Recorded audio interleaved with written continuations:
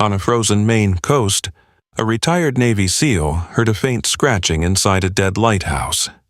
He broke through the rusted door expecting a stray animal, but found a German shepherd guarding an old bag. Her name was Sable, and even starving, she refused to leave what her lost owner had trusted her to protect. Inside that bag were photographs, a worn collar, and the name of a man the whole town had blamed for years. What Travis uncovered was not treasure, but a truth buried beneath grief, silence, and the sea. And sometimes the bravest thing a wounded heart can do is remember someone the right way. Where are you watching from today? Share your thoughts below, and please like and subscribe to help this channel reach 1,000 subscribers so we can keep telling stories like this. By the second week of January, Greyhaven, Maine had become the sort of place where even sound seemed to freeze before it traveled. The harbor lay under a hard white crust of winter. Ropes stiffened on their cleats. Fishing boats rocked in their slips with the tired patience of old horses. Snow gathered along windowsills, on porch rails, over the bent backs of lobster traps stacked beside shuttered sheds. At night, when the temperature dropped to 15 below Celsius, the town did not sleep so much as huddle. At the edge of it all stood Wicklow Point Lighthouse. It rose from a black shoulder of rock where the Atlantic threw itself again and again. A narrow white tower weather-stained gray, its glass lantern room dark and blind.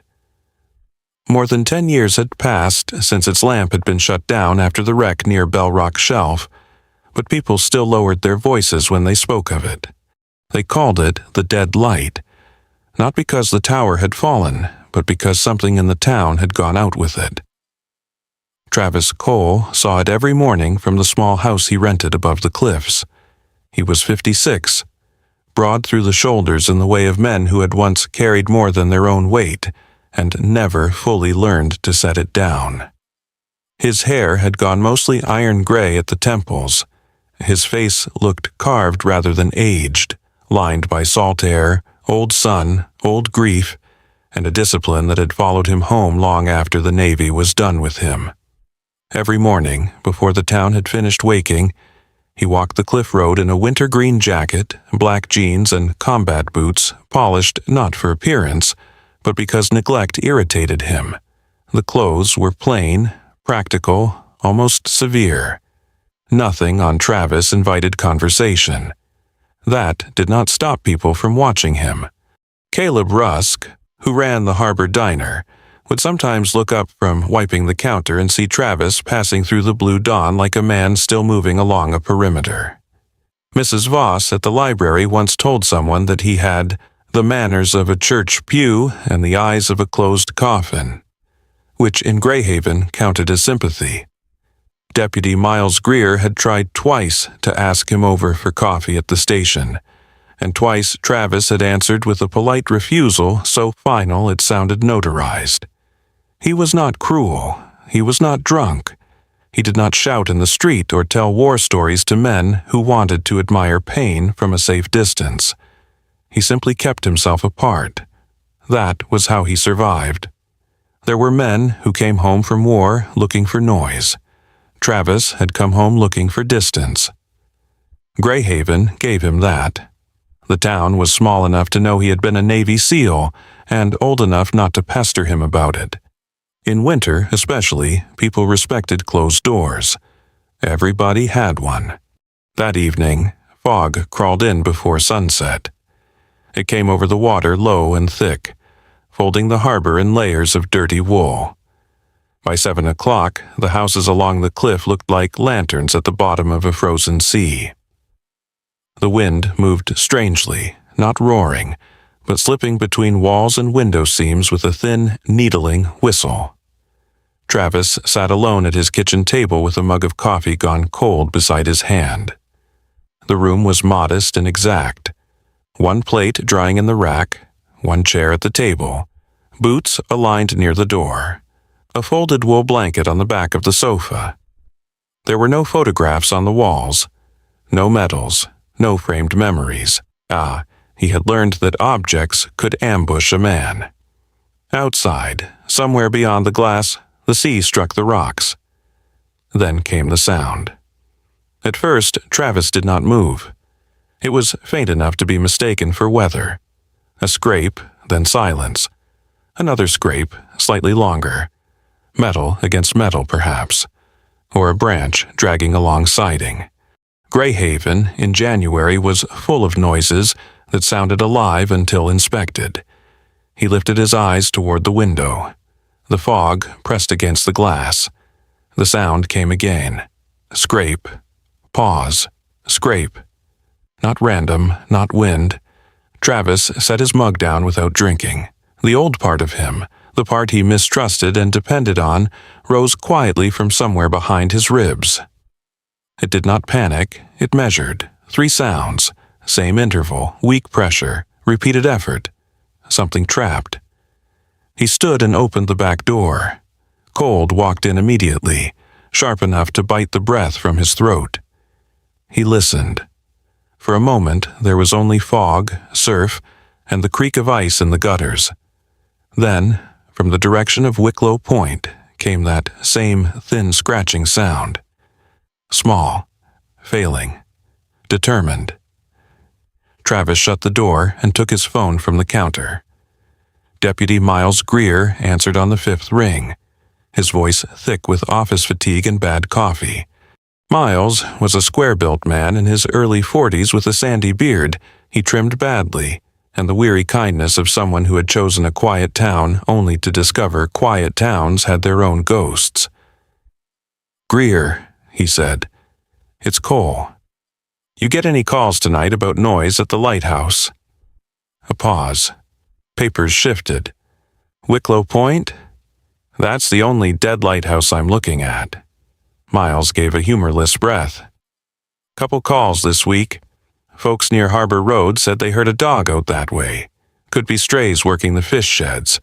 Roads iced over past the marker, and the towers still posted. I was going to check when the weather cleared."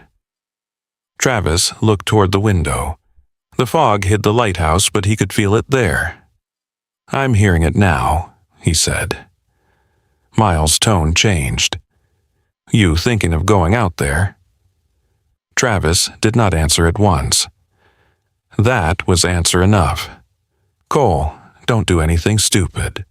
Visibility's garbage and that path is glass. I won't do anything stupid." It was an old lie, but he said it calmly. Miles sighed.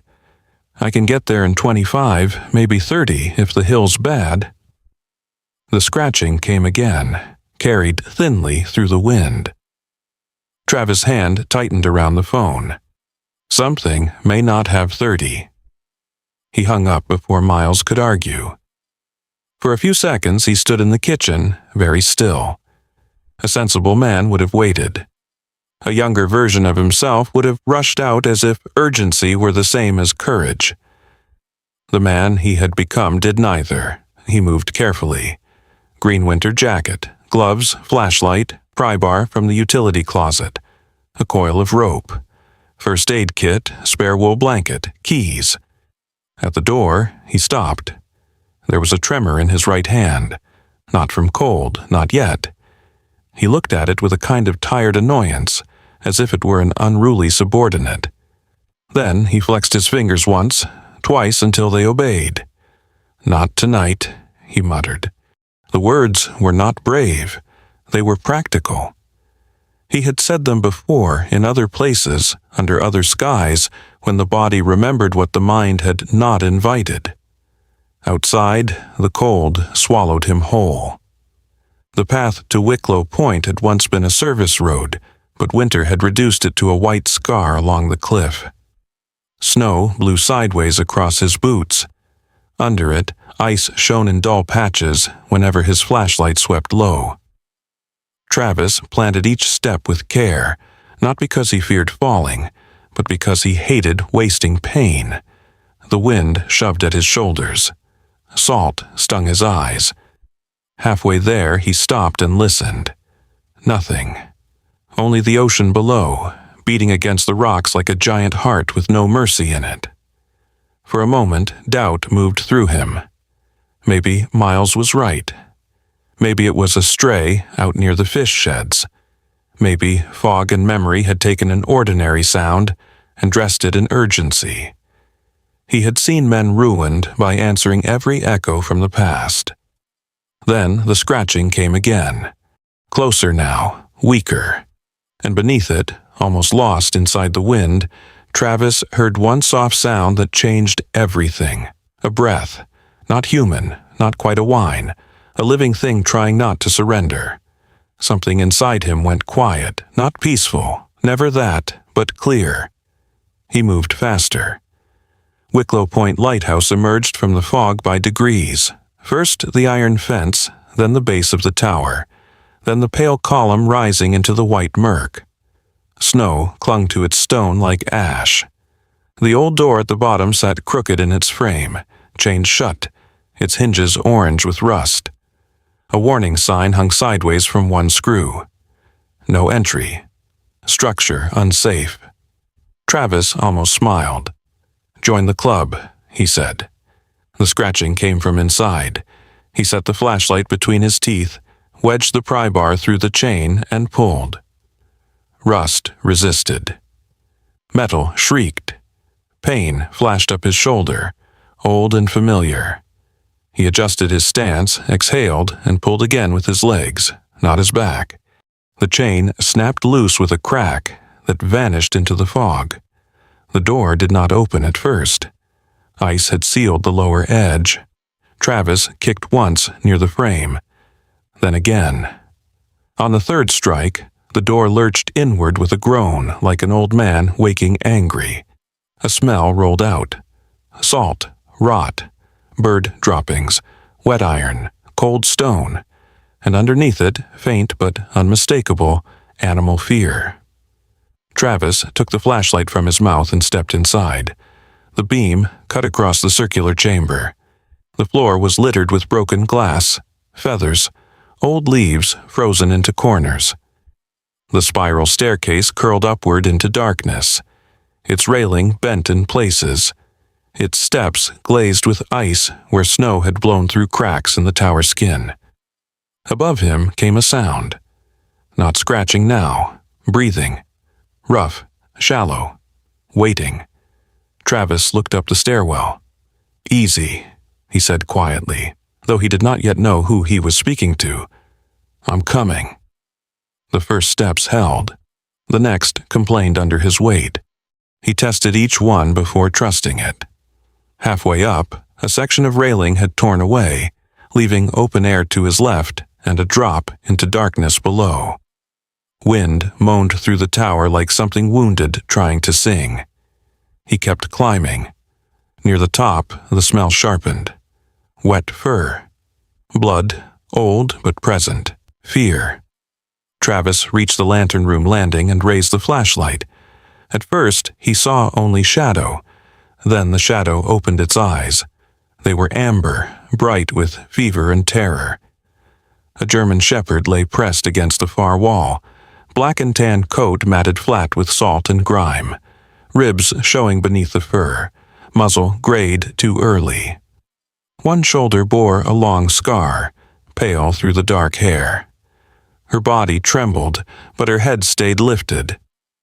In front of her, tucked under one paw, was an old canvas bag. Travis took one step. The dog's lips curled. A low growl moved through the room. It was not strong. That made it worse. This was not an attack. This was the last warning of a guard who had run out of everything except duty. Travis lowered himself slowly to one knee. The floor bit cold through his jeans. He turned the flashlight aside so it no longer struck her eyes. "All right," he whispered. "I see you." The dog did not blink. Snow tapped against the broken glass above them. Far below, the sea kept striking the rocks, indifferent as empire, old as judgment. Travis looked from the dog to the bag beneath her paw, then back to her eyes. Whatever had brought her here, whatever she had guarded in this dead tower while the town slept below, it had not been hunger. It had not been accident alone. A weaker creature would have crawled toward rescue. This one had stayed between a stranger and the thing she loved. Travis felt something in his chest shift, painful and small, like a locked door remembering it had hinges.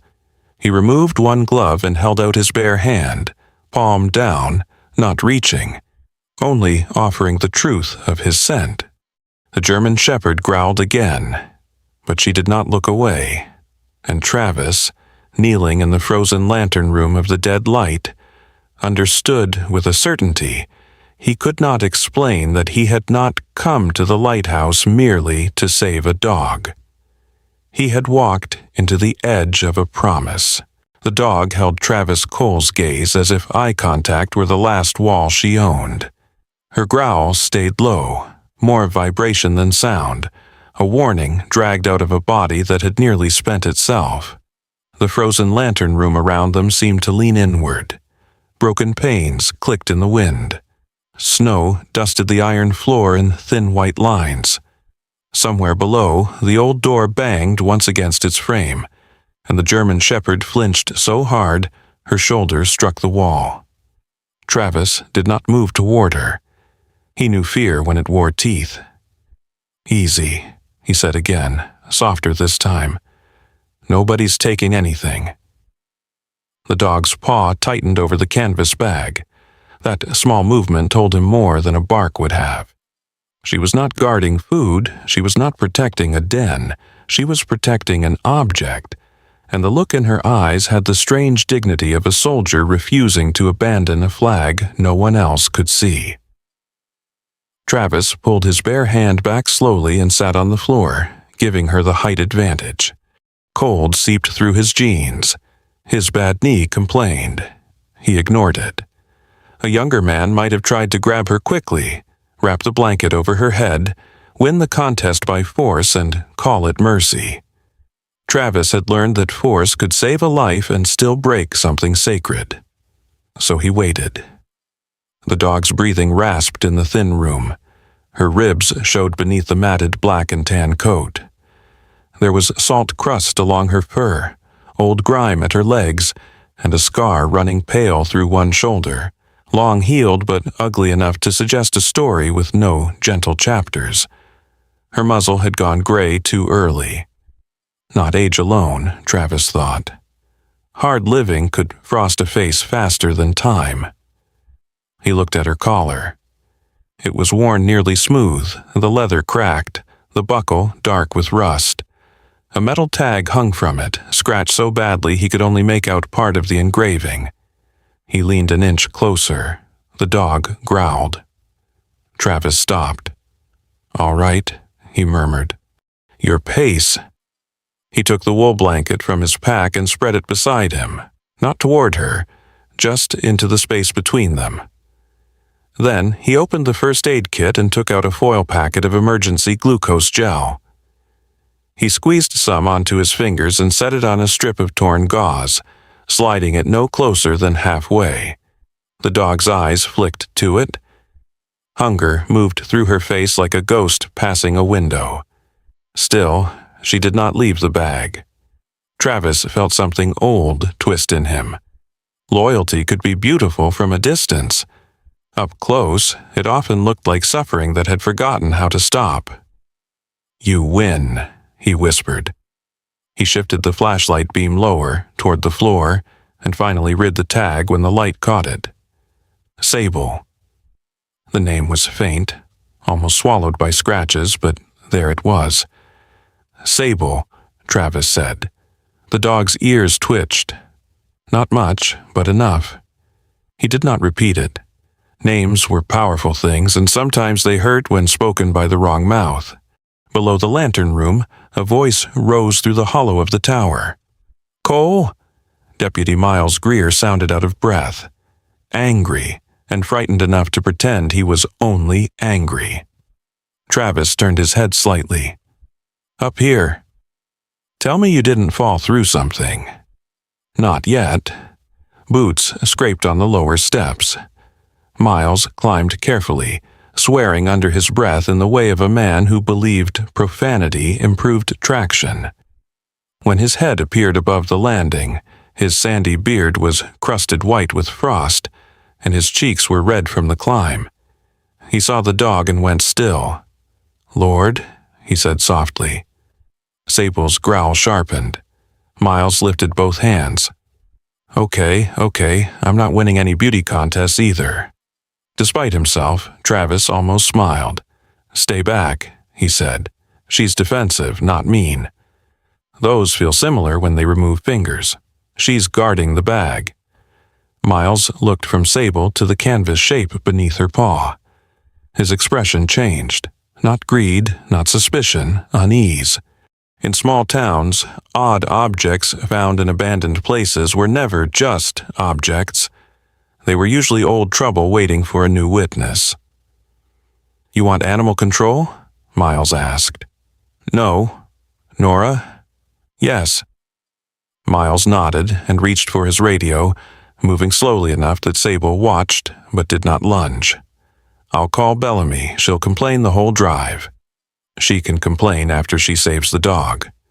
She prefers doing both." They waited nearly 20 minutes in the frozen tower. Travis stayed seated. Miles remained near the landing, blocking neither exit nor dog. During that time, Sable's growl faded into exhausted breathing. Twice, her head dipped. Twice, she forced it back up. When Dr. Nora Bellamy arrived, she brought the storm in with her. She was in her early 50s, compact and sharp-eyed, with silver-threaded dark hair jammed beneath a wool hat and a medical bag slung over one shoulder. She had the brisk manner of a woman who had stitched torn paws, scolded fishermen, delivered calves in sleet, and decided long ago that panic was an indulgence for people with assistance. She reached the landing, looked once at Sable, once at Travis on the floor, and said, "If this is your idea of adopting, it lacks paperwork." "She's hypothermic," Travis said. "She's also terrified, underfed, and deciding whether we're devils." Nora knelt without crowding the dog. "Hello, sweetheart. That's a terrible place you picked for a hotel." Sable's eyes shifted to Nora. Nora did not reach for her. Instead, she opened a small packet of soft food, placed it on the floor, and slid it gently toward the dog with 2 fingers. The smell hit the room, rich and meaty. Sable stared. Her body wanted it. Her duty refused. Then Nora noticed the paw on the bag. "Well," she said, quieter now, "aren't you carrying a whole church bell in that heart?" Something in the sentence unsettled Travis more than he expected.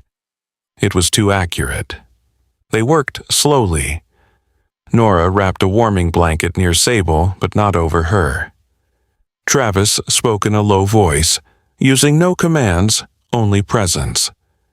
Miles stood back and made himself useful by doing nothing loudly, which was rarer than it sounded. When Sable finally leaned toward the food, Travis saw his chance. Not to take the bag, to save her without making her believe she had failed.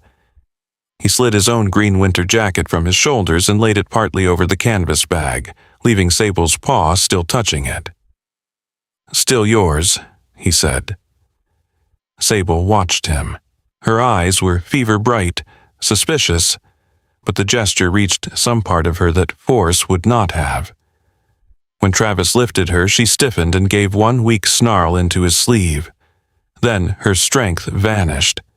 Her body sagged against him, shockingly light beneath the fur. But as he rose, she twisted her neck toward the bag. A sound came out of her. Not a bark, not a whine, a broken protest. Travis looked at Miles. "Bring it." Miles hesitated. "Evidence? Then consider it escorted." Nora gave him a look. For once he's right. Leave that behind and she'll tear herself open trying to get back to it. Miles picked up the canvas bag carefully, as if it might contain bones. Sable went still only when she saw it in his hand. The descent was slow.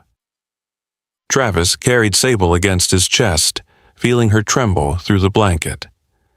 Outside, the fog had thinned, and the lighthouse stood behind them like a guilty old witness. Miles helped them across the iced path, one hand on Travis's elbow only when necessary, smart enough not to make a ceremony of it. At Nora's clinic, warmth returned in stages.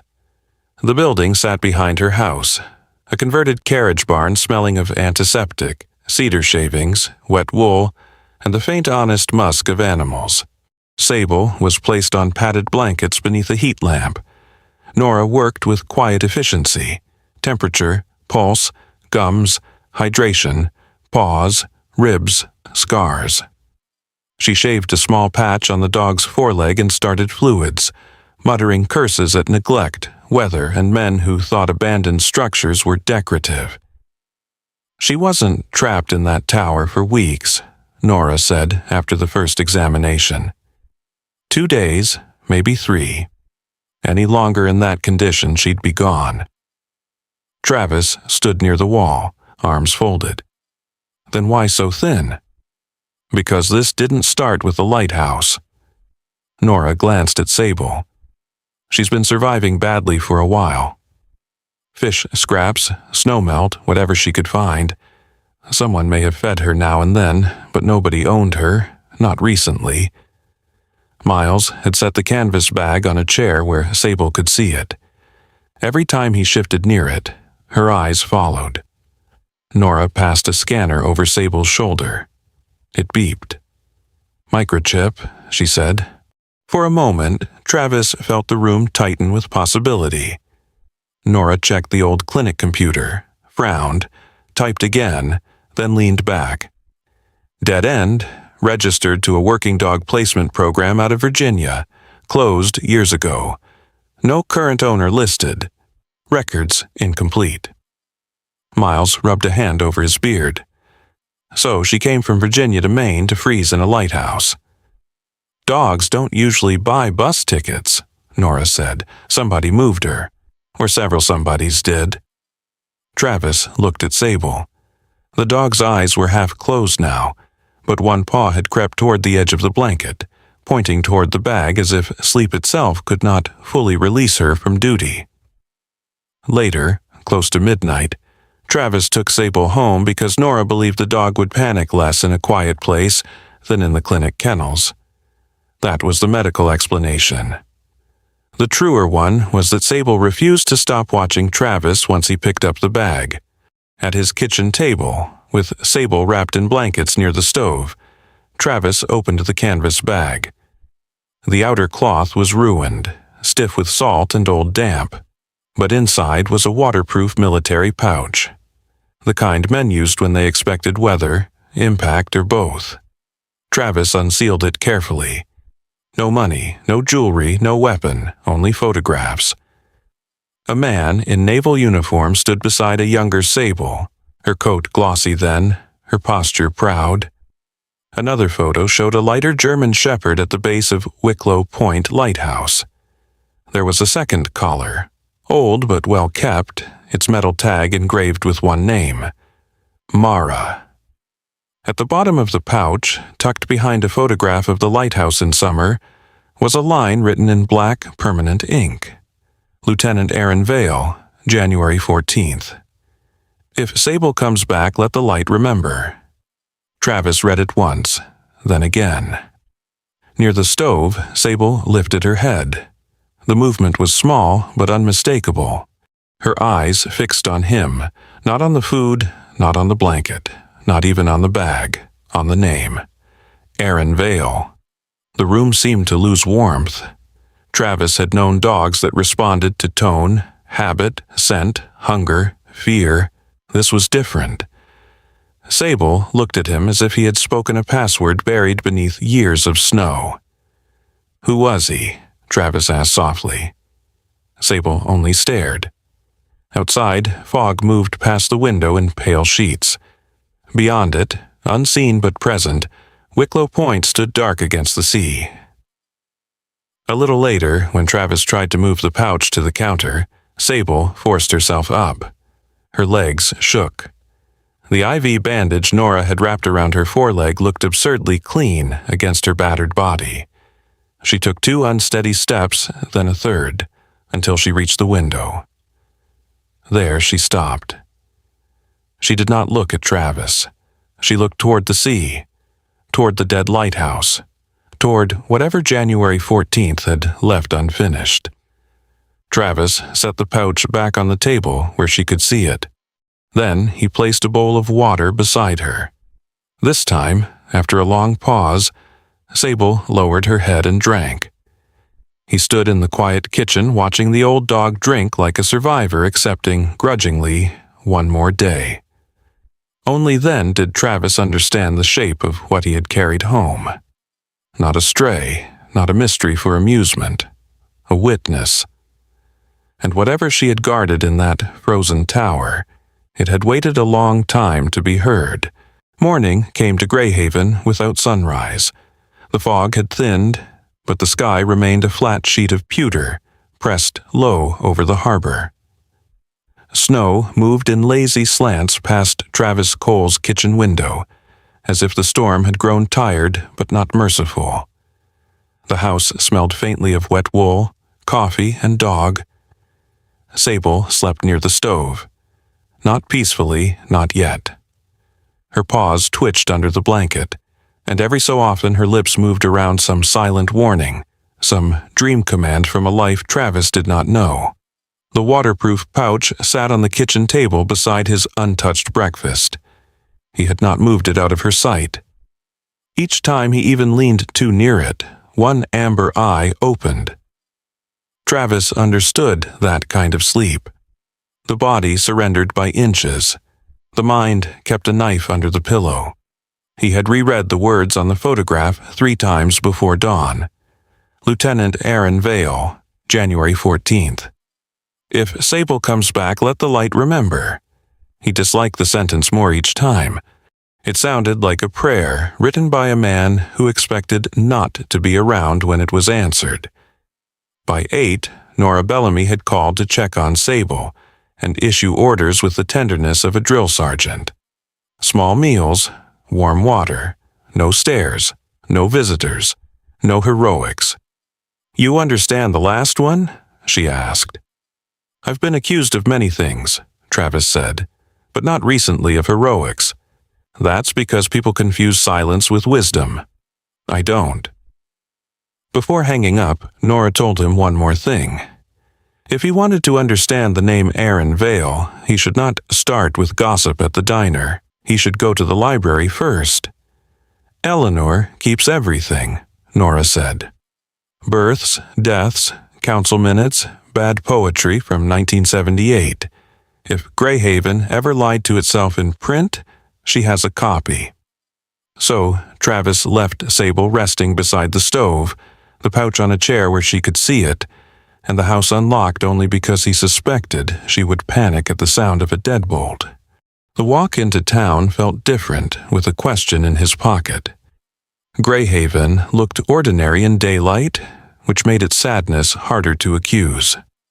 Salt-stained storefronts, a bait shop with a faded blue awning, a church steeple that leaned slightly inland, as if tired of facing the sea. Caleb's diner glowed at the corner of Harbor Road, windows fogged from coffee and frying butter. Travis passed without looking in. The library sat in what had once been the town's customs office, a square brick building with green shutters and a bell over the door that rang like it regretted being disturbed. Inside, heat clicked through old radiators. The air smelled of dust, paper, and lemon oil. Eleanor Voss looked up from behind the desk. She was small in the way winter birds were small, all bones and bright eyes beneath a crown of white hair pinned with 2 pencils. Her cardigan was the color of dried lavender, and a silver chain held her reading glasses against her chest. At first glance, she seemed fragile. Then she looked at Travis over the rim of those glasses, and he revised the estimate. Fragile things did not usually stare through a man's excuses that quickly. "Mr. Cole," she said, "you have the expression of someone about to ask for a truth he won't enjoy." Does that happen often here? In Greyhaven? She closed the book in front of her. More than anyone admits. Less than anyone needs. Travis took the photograph from his jacket pocket and laid it on the desk. The image showed the man in naval uniform beside a younger Sable, proud and alert in sunlight that seemed to belong to another country. I need to know who Aaron Vale was. Eleanor did not touch the photograph. For a moment, only the radiator spoke. Then her face changed, not dramatically, but enough. A door closing somewhere inside. Where did you find this? In Wicklow Point. That made her look up. With the dog? Travis nodded. Eleanor removed her glasses, folded them with great care, and stood. Come with me. She led him past shelves of local histories, town reports, and donated novels whose cracked spines leaned against one another like old men at a wake. At the rear of the building, she unlocked a narrow door and switched on a bare bulb above a stairwell. The archives are downstairs, she said. Mind the third step, it hates ankles. The basement was warmer than Travis expected and more crowded. Metal filing cabinets lined one wall. Newspaper binders filled a long table. Boxes sat in careful rows, labeled in Eleanor's thin, disciplined handwriting. Harbor tax records, storm damage, obituaries, Lighthouse commission. She did not search randomly. She knew exactly where to go. That unsettled him. You remember him, Travis said. I remember everyone who disappears without giving the town permission to bury them. She pulled a binder from a shelf and opened it to a front-page clipping. Local officer lost at sea. Search suspended near Bell Rock Shelf. The photograph beneath showed Aaron Vale, older than the picture in Travis's pocket. His face lean, hair wind-tossed, eyes direct in a way that made the camera seem like the one being questioned. The article said he had returned to Greyhaven after years in the Navy. It said he was respected. It said authorities believed his small boat had suffered mechanical failure. It said poor conditions had complicated the search. It said very little, which often meant too much. Eleanor turned back several pages. Another headline. 3. Dead in winter, wreck off Wicklow Point. A small passenger vessel had struck near Bell Rock Shelf 11 years earlier on January 14th. Navigation confusion, poor visibility. Lighthouse system failure under review, 3 dead, 2 injured. Travis read the names. One of them was Elaine Rusk. He glanced up. Caleb's wife. Eleanor's mouth tightened. Yes. The next article was worse. It did not accuse directly. Small towns rarely needed to. It simply placed certain facts next to one another and let grief build the gallows. Silas Trent, maintenance watchman. Last man assigned to Wicklow Point equipment. Rumors of drinking. No formal charges. Insufficient evidence. Community anger. There was no proof he was drunk, Eleanor said, but people believed it. People needed to. The words landed with more weight than she seemed to intend. Travis looked down at Aaron's photograph again. And Aaron? Aaron Vale didn't believe Silas caused the wreck. He believed the system had been neglected for years. Wiring, backup lamp, fog signal, reports delayed or ignored. She paused. He also believed saying so publicly might tear the town apart. Truth tends to do that when it's been starved. Eleanor gave him a sharp look, almost approving. She pulled another folder, thinner than the others. Inside were meeting minutes, maintenance complaints, a grainy photograph of Wicklow Point in summer, and a photocopy of a handwritten letter to the town council. Aaron's name appeared at the bottom. Travis read a few lines. The tone was controlled, but pressure lived beneath every sentence. Aaron had asked for an independent review of the lighthouse systems. He had warned that blaming Silas Trent alone allowed the town to avoid harder questions. At the bottom of one page, someone had written in pencil, "Not helpful. Let families heal." Travis stared at that line for a long time. It was the kind of sentence people used when they wanted peace, but were willing to purchase it with someone else's name.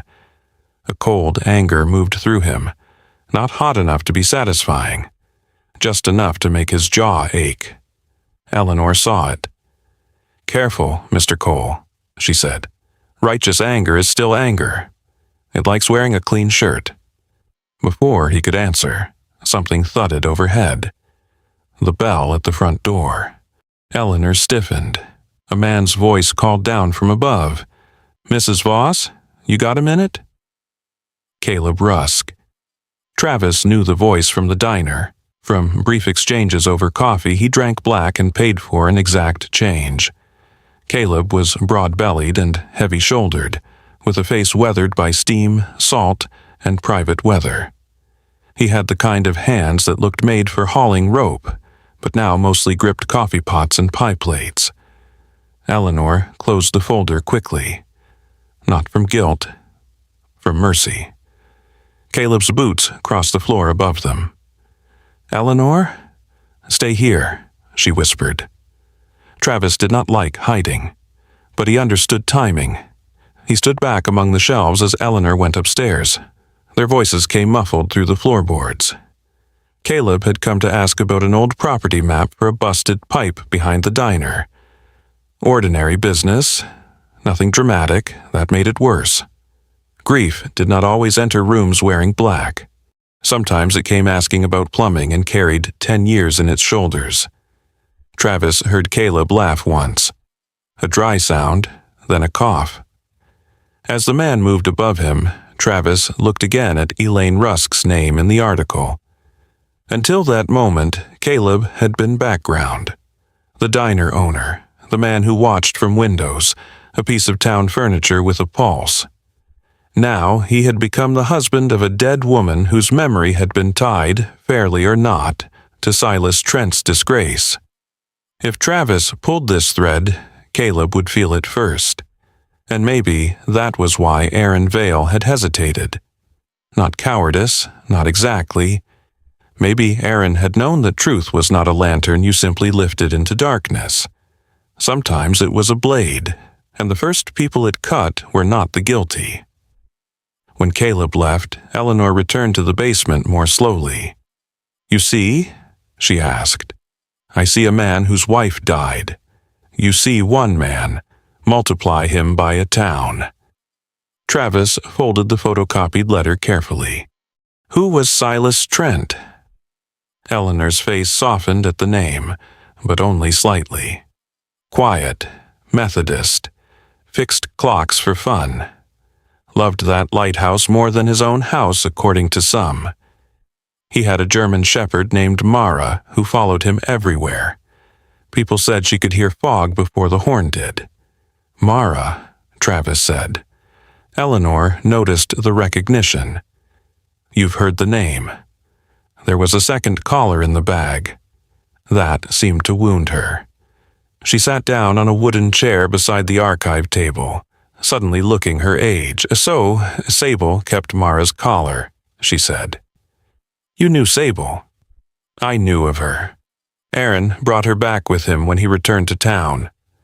A fine dog, watchful. She and Mara were inseparable for a while. People joked the two men had formed a Lighthouse committee and the dogs had formed a better one. There was the faintest smile in her voice, and then it vanished. "What happened to Mara?" Eleanor shook her head. "Depends who you ask." "I'm asking you." "I don't know. I know what people said. I know what was printed. I know what June Hartwell shouted at a council meeting before half the room decided grief gave them the right not to listen." The name came down like another marker on a map. June Hartwell? Former Lighthouse systems technician, brilliant with machines, less gifted at making fools feel comfortable. Eleanor stood, went to a drawer, and wrote an address on a slip of paper. She lives north of the old boatyard now, in a trailer by the black spruce line. She knows what happened? If she did, no one gave her the courtesy of believing her. Eleanor held out the paper, but she knew Aaron and Silas and those dogs. Travis took the address.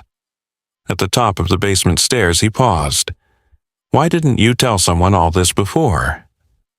Eleanor looked at him for a long moment. "Tell whom, Mr. Cole? The town that had already voted on its villain. The families that needed one. The officials who preferred words like closure?" She put her glasses back on. Behind them, her eyes shone, but did not spill. Libraries preserve records. They do not force people to read. Outside, the afternoon had begun to darken, though it was barely past 3. Maine winter did that, stealing daylight like a thief too tired to run. Travis drove north along the coast road, past shuttered cottages and lobster buoys frozen into snowbanks. The address led him to a narrow lane where the trees bent inland from years of wind. June Hartwell's trailer sat near the edge of a stony cove, braced on cinder blocks, its metal siding patched in 3 colors. A wind chime made of old brass keys clinked from the awning. Beside the steps stood 2 stacked crates of tools under a tarp, each labeled in black marker with a precision that bordered on defiance. June opened the door before Travis knocked a second time. She was taller than he expected, thin but not frail, with gray hair cut blunt at her jaw and eyes the pale blue of winter water. She wore an oil-stained sweater under a canvas vest, and one hand held a screwdriver, as if she might use it for repair or self-defense depending on how the conversation went. "You're the SEAL," she said, "Travis Cole. You're still the SEAL whether you say the other part first." He accepted that. "I found Sable." The screwdriver lowered a fraction. Nothing else in her moved. "Alive?" "Yes." June gripped the doorframe. For 1 second, her face lost all its hard angles and showed the ruin underneath. Then she stepped back. "Come in before the cold starts charging rent." The trailer was warm, cluttered, and exact. Not messy. Lived in by someone who repaired things instead of replacing them. Schematics of Wicklow Point were pinned above a small table. A kettle hissed on the stove. On a shelf by the window sat 3 polished lenses from old marine lamps, catching gray light and breaking it into faint halos. Travis placed Mara's collar on the table. June stared at it. When she touched it, her fingers were unexpectedly gentle. "Mara," she whispered, "you knew her." I knew she had better judgment than most of the council. Travis sat across from her. "Eleanor said you knew Aaron Vale." June's mouth twisted. Eleanor always did enjoy understatement. "What happened?" The kettle began to whistle. June did not move to take it off. "Aaron believed Silas was innocent," she said. "So did I. Difference was, Aaron still believed people could be persuaded by evidence. I had worked for the town long enough to know evidence is just a guest. Fear owns the house." The whistle rose, shrill and insistent. Finally, she stood, removed the kettle, and poured water into 2 chipped mugs without asking if he wanted tea. "Silas reported the backup failures 6 times, she said. 6. I filed 3 of them myself. The council delayed repairs because winter revenue was down and the state grant hadn't cleared. Then the wreck happened. 3 dead. People wanted one man to blame, not a ledger full of small cowardices. Why did Silas stay quiet? June set a mug before him. Because Elaine Rusk was dead. Because 2 others were dead. Because he thought if the town turned its grief into lawsuits and accusations, it would finish what the sea started. And Aaron. Aaron couldn't live with a lie built on his friend's grave. She went to a drawer beneath the schematics and removed an old brass key attached to a strip of faded red cloth. He left this with me before he disappeared. Said if Sable ever came back with someone who listened more than he talked, I should hand it over. Travis looked at the key, but did not take it yet. That sounds like something a man says when he knows he may not return. June's eyes held his. Yes, she said. It does. Only then did Travis reach for the key. It was cold, despite the warmth of the room. On its bow, nearly worn smooth, were 3 stamped letters: WPL, Wicklow Point Lighthouse. June folded his fingers around it. He never told me everything, she said. Don't turn me into some keeper of grand secrets. I'm just the woman nobody wanted to hear. Travis looked toward the window. Beyond the black spruce, the sea moved under the fading light, gray and restless. At home, Sable would be watching the door. On the table between him and June lay Mara's collar, the address of a dead man, and a key to a room beneath a lighthouse everyone had agreed not to remember properly. Travis thought of Aaron Vale's sentence. Let the light remember. For the first time, it sounded less like poetry, and more like an instruction. The key stayed in Travis Cole's coat pocket all the way home. He felt its shape there as he drove through the dimming afternoon, past snow-loaded spruce and shuttered cottages, past the harbor where gulls stood on pilings like old judges in gray coats. It was small, brass, ordinary, yet it seemed heavier than the pry bar he had carried into Wicklow Point. Heavier than the canvas bag. Heavier even than the dog sleeping under his roof. A key was a promise pretending to be metal. When he opened his front door, Sable was waiting. She had no business standing. Nora Bellamy would have scolded both of them for it. Her legs trembled under her, and the blanket had fallen halfway from her back. But she stood in the kitchen facing the door, head low, eyes fixed on Travis, as if he had been gone for a year instead of a few hours. The waterproof pouch lay on the chair where he had left it. Travis shut the door softly. You're supposed to be sleeping. Sable blinked once, unimpressed. All right, he said. You and Nora can form a committee. He crossed the room slowly, not wanting to make her step back, and knelt before her. Her nose moved over his coat sleeve, then down to the pocket where the key rested. At first, he thought she smelled June's trailer, oil, old brass, tea. But when he drew the key out, Sable's entire body changed. She did not bark. She did not lunge. She lowered herself painfully to the floor and placed her muzzle against Travis's fist. A gesture so quiet it frightened him more than panic would have. He opened his hand. The brass key lay on his palm, stamped with those worn letters. WPL. Sable touched it once with her nose, then turned her head toward the dark window. Toward Wicklow Point. Travis sat back on his heels. Not tonight. Her eyes returned to him. He had given orders to men in places where hesitation could be fatal, but there was something absurdly difficult about telling a half-starved German shepherd no, especially when she looked at him as if time were not a thing to be wasted. Tomorrow, he said, in daylight, with help. Sable kept watching him. Help, he repeated, because apparently he had begun justifying tactics to a dog. At dawn, he called Deputy Miles Greer. Miles answered with the caution of a man who already regretted picking up. Tell me nobody died. Not yet. That is never the beginning of a restful conversation. Travis told him about June's key. Not everything. Enough. A room beneath Wicklow Point. Aaron Vale. Sable's reaction. Miles was quiet for several seconds. Cole, that lighthouse is still posted unsafe. I know. And there are town liability rules. I know. And if I pretend not to know you're going out there, Bellamy will skin me and use my badge as a bookmark. I was going to ask you to come. A pause. Oh, Miles said. Well, that's worse. Now it sounds legal.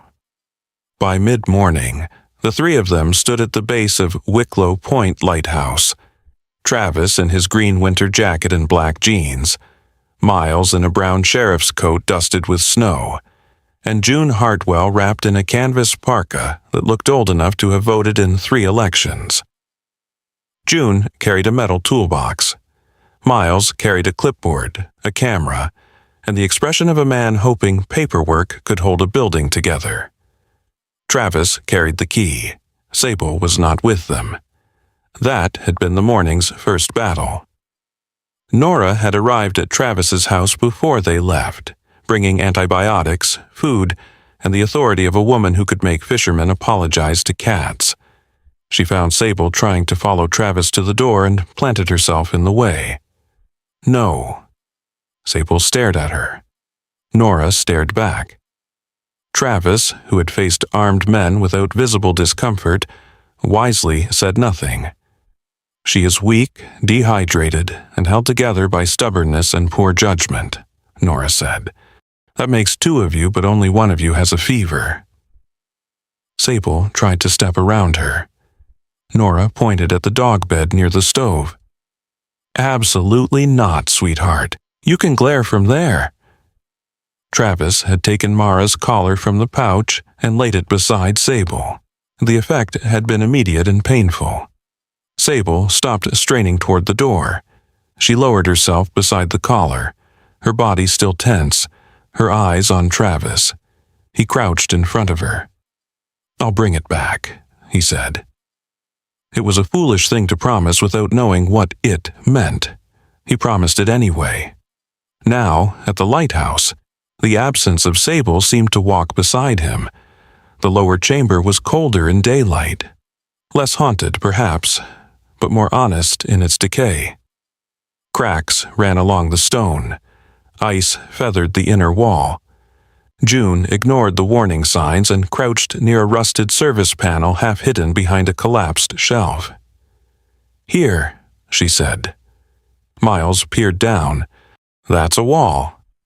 That's why people like you should not be in charge of old buildings.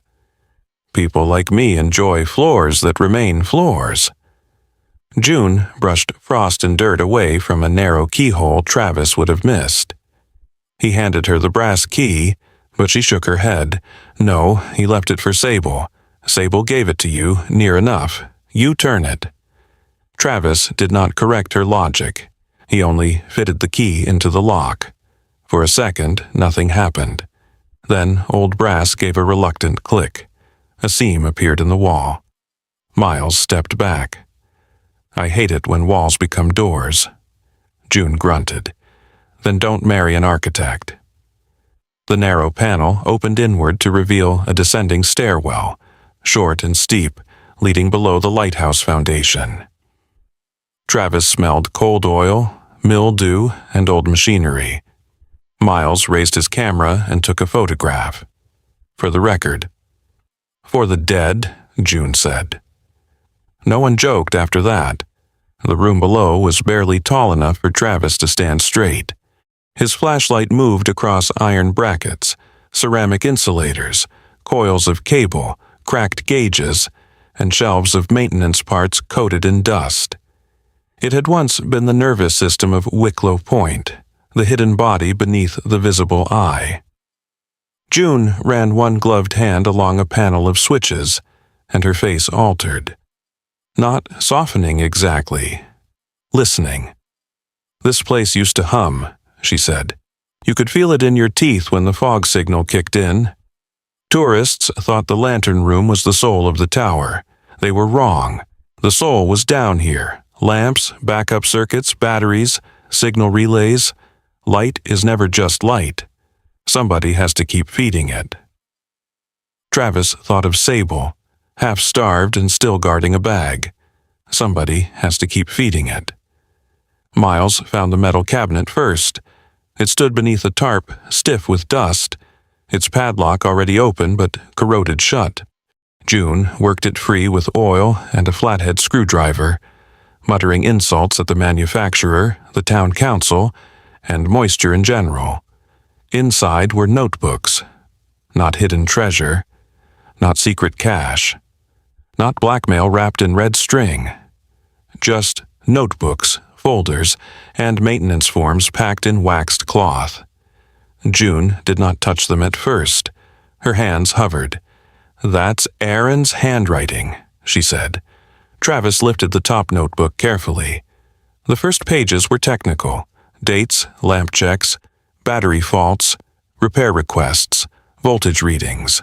Aaron's notes were precise, but not cold. He wrote like a man trying to build a bridge strong enough to carry grief. The deeper they read, the less simple the story became. Silas Trent had reported failures in the backup lamp. June had signed off on 3 warnings. The town had delayed repairs. The fog signal had faltered twice in the month before the wreck. And on the night of January 14th, Silas had not disappeared from his post. According to Aaron's notes, Silas had attempted a manual restart of the reserve system at least 4 times. Miles leaned against the wall, reading over Travis's shoulder. "If this is true—" "It is true," June said. Miles looked up. "I'm not arguing. I'm thinking about what happens when it becomes official." June's face hardened. "That sentence has buried more truth than any lie ever did." Travis turned another page. There, the handwriting changed. Less technical, more jagged. "Silas says he will not defend himself. Says Elaine is dead and Caleb needs somewhere to put the rage. Says the council will save itself either way, but maybe the families can be spared the machinery of blame if he lets them have his name. I told him martyrdom is arrogance in funeral clothes." He laughed, then he cried. I had never seen him cry. The room seemed to contract around the words. June turned away sharply, pretending to examine a switch panel. Miles removed his hat. Travis read the passage again, slower. He had known men like Silas, men who thought they could absorb a blast by standing still, men who mistook being useful for being alive, men who let the world nail things to their backs because at least then they knew what their suffering was for. He hated them. He understood them. That was worse. In the back of the cabinet, behind a stack of forms, Travis found an envelope wrapped in plastic. On it, Aaron had written one name: Mara. Inside was a photograph. The lighter German shepherd stood on a snow-dusted dock, ears forward, one paw lifted as if she had just heard something beyond human range. Beside her was Silas Trent, lean, bearded, wearing a watch cap and a maintenance coat, one hand resting on Mara's back with the unthinking tenderness of someone touching family. On the back, Aaron had written, "She went toward the screaming before any of us moved." Silas says, dogs do not understand sacrifice. I think dogs understand it better because they never make speeches afterward. Travis closed his eyes for a moment. He had intended to find facts. Facts had edges. Facts could be filed. This was harder. This had fur, breath, shame, loyalty. This was a dead dog's name still warm in another dog's keeping. When Travis returned home later, he would tell himself that was the moment the investigation changed. Not when they found the cabinet. Not when the notes cleared Silas. But when Mara stopped being a collar in a bag and became a creature who had run toward terror because someone was screaming. Miles broke the silence. "We need to turn this over to the town office." "Yes," Travis said. June let out a brittle laugh. "And watch them appoint a committee to decide whether grief is still under warranty?" Miles's jaw tightened. "I'm not your enemy, June." "No, you're worse. You're procedure-wearing boots." He absorbed that without flinching. Procedure is why people believe things after the shouting stops. Travis looked at him then, reassessing. Miles was not brave in the old theatrical sense. He would not kick down doors for applause. but he understood that truth mishandled could rot in the hand of whoever carried it. Maybe the town needed that kind of man more than it knew. "We make copies," Travis said. "Everything, then it goes in officially."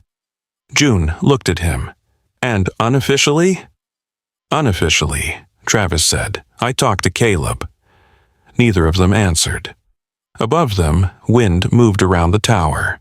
The dead light, silent for years, seemed to be listening through its stones. They packed the notebooks and folders into a dry case Miles had brought from his cruiser. Before leaving, Travis swept his flashlight one last time across the room. The beam caught a marking scratched into the underside of the cabinet shelf. Not words, a shape, 2 small lines crossing a circle. June saw him looking and inhaled. "What?" She crouched, wiped the dust with her sleeve and studied the mark. Her voice dropped. "Bell Rock Shelf." Miles frowned. "That's a place." "That's not just a place," June said. "That's where the old maintenance buoy was anchored, before the town stopped servicing it." Travis waited. June swallowed. Aaron thought Silas may have logged a manual signal there the night of the wreck, a physical record, not in the town system, out at the shelf. Why would Aaron mark it here, Miles asked. Because if he wrote it plainly, someone would dismiss it or destroy it. Her eyes moved to Travis. Or because he meant to go back. Travis remembered the newspaper clipping. Aaron Vale's boat found empty near Bell Rock Shelf. Search suspended. Poor conditions. No body recovered. The room beneath the lighthouse felt suddenly less like an archive and more like the mouth of a tunnel, still leading somewhere dark. Miles shut the cabinet slowly. "Nobody is going offshore in January over a scratch mark." "No," Travis said. He said it too quickly. June heard that. So did Miles. Travis forced himself to breathe through the old pull in his chest, the one that mistook danger for direction. He looked at the notebooks, the folders, the dry case. "Not today," he said. This time, the words were for himself. They climbed back into the lower chamber of the lighthouse, sealed the hidden door as best they could, and stepped out into afternoon light that had already begun to fail. Miles took custody of the documents. June stood apart, staring at the tower as if it had finally spoken after years of refusing her. Travis looked toward the road leading home. Sable would be waiting, and Caleb Rusk would be serving coffee in a diner built over a wound. That evening, Travis went to him. Caleb's diner was warm, bright, and nearly empty. A radio played low behind the counter. The air smelled of fried onions, coffee, and pie crust. Caleb stood wiping the same spot on the counter with the devotion of a man trying to erase more than spilled sugar. He looked up when Travis entered. "No coffee after 4, Caleb said. "House rule I made up just now. I'm not here for coffee." "Then you're already disappointing." Travis placed a copy of the photograph on the counter. Silas, Aaron, Sable, Mara. Caleb's eyes fell to it. For a second, all the diner warmth vanished from his face. "Take that away." "Caleb," I said, "take it away." Travis did not move. Caleb's voice lowered. "You new men come into old towns and think grief is a locked room you can open because you found a key." Travis accepted the hit. It was close enough to true. "I found records," he said. "Silas reported the failures. He tried to restart the system that night." Caleb's hand closed around the rag. "Don't. There may be more proof. Don't you stand in my diner and clean that man's name with my wife's death still on it." The sentence cracked through the room. Travis felt the instinct to answer, to push, to use truth like a tool. He stopped himself. In that pause, he saw Caleb clearly. Not as an obstacle, not as a grieving man in the abstract, but as someone who had spent 11 years arranging his sorrow around a single nail. Remove the nail too quickly, and the whole structure might fall. So, Travis took the photograph back. "I'm not asking you to forgive him," he said. "I'm asking whether you want to know if you hated the right man." Caleb looked at him for a long time. His eyes shone with fury, or something standing close to it. "Get out," he said. Travis left. Outside, snow had started again. It moved through the streetlights in soft diagonal lines, beautiful in the way indifferent things could be beautiful. As he crossed the road, Travis glanced back. Through the diner window, Caleb still stood behind the counter. The photograph was no longer there, but Caleb was looking at the empty place where it had been. And for the first time since Travis had entered Greyhaven's old grief, he saw the smallest fracture in the wall. Not mercy, not belief, only doubt. But doubt in a town built on certainty was the first dangerous light. By the next morning, the town had not changed. That was the cruelty of it. Snow still crusted the diner windows. The harbor still groaned beneath its skin of ice. Men still carried bait buckets with their shoulders hunched against the cold. Somewhere near the municipal pier, a truck refused to start and cursed in metallic clicks. Greyhaven went on doing what old towns did best, pretending yesterday had not left a handprint on the door. But Travis Cole could feel the fracture now. Not in the street, not in the weather, in people. In the way Deputy Miles Greer had taken the dry case of Aaron Vale's notebooks from the Lighthouse and held it with both hands, as if procedure had suddenly become a sacred office.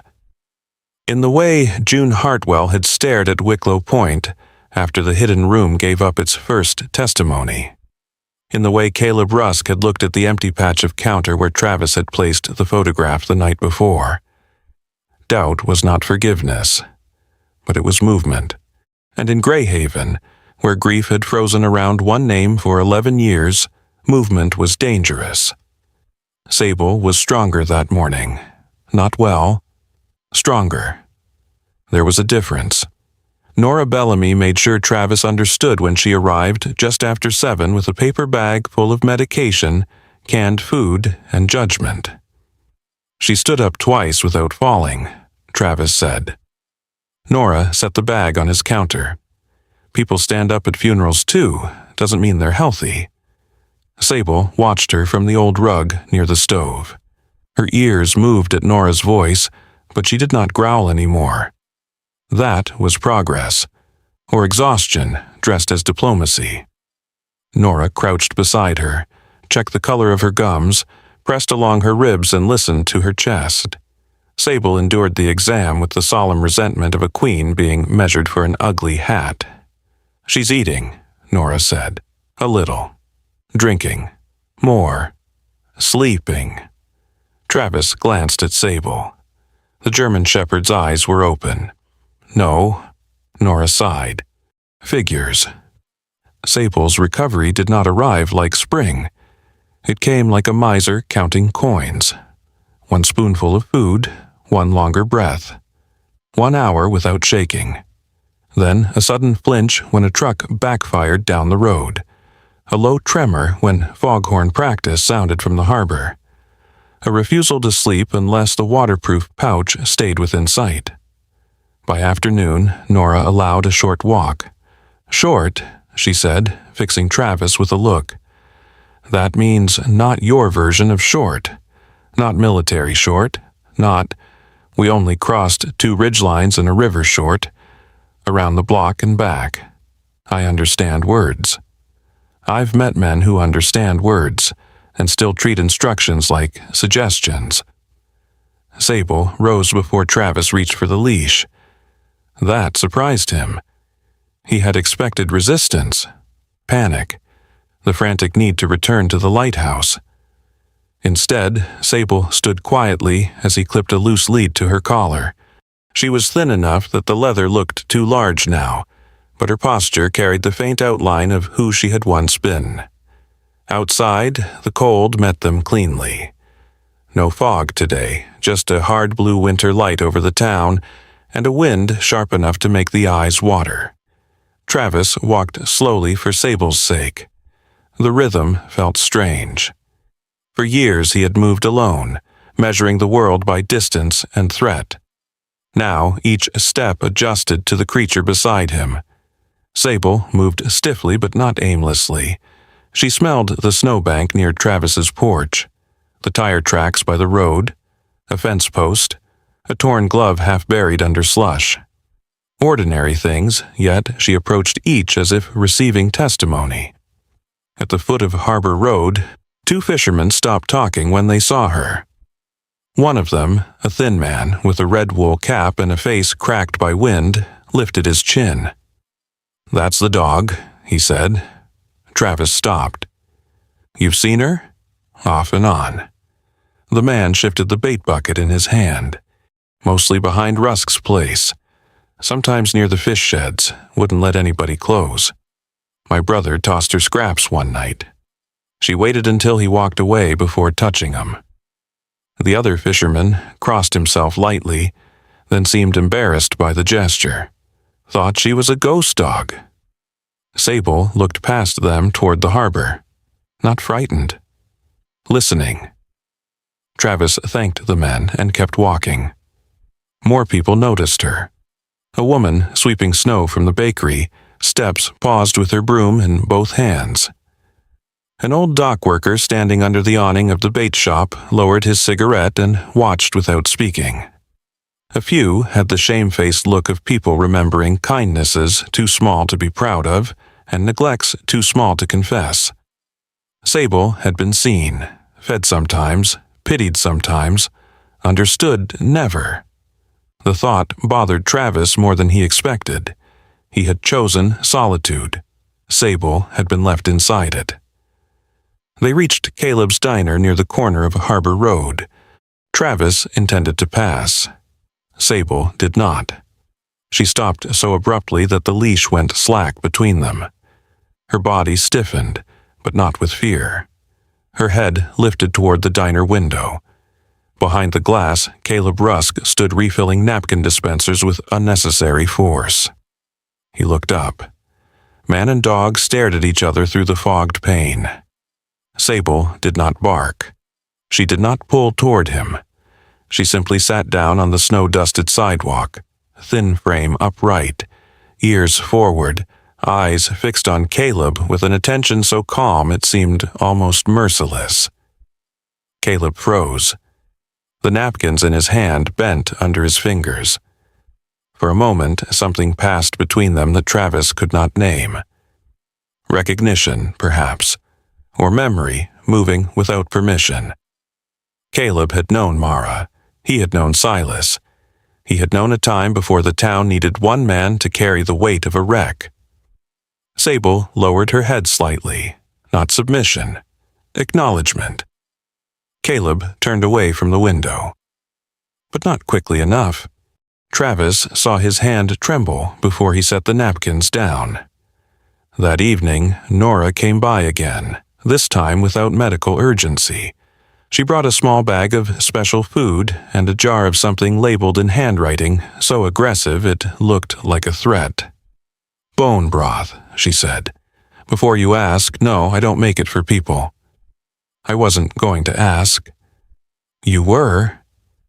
She checked Sable, then lingered near the kitchen table where Aaron's copied notes lay spread beside a mug of coffee. Travis had not meant to leave them visible. Nora did not pretend not to see. "Word travels," she said. "In this town, word limps, but it gets there." She leaned against the counter. Caleb came by the clinic. Travis looked up. "For Sable?" "No, for nothing. Men like Caleb come by for nothing when they're afraid to ask for something." Nora folded her arms. "He asked whether dogs remember people after a long time." Travis glanced toward Sable, sleeping now with Mara's collar beside her paw. "What did you tell him?"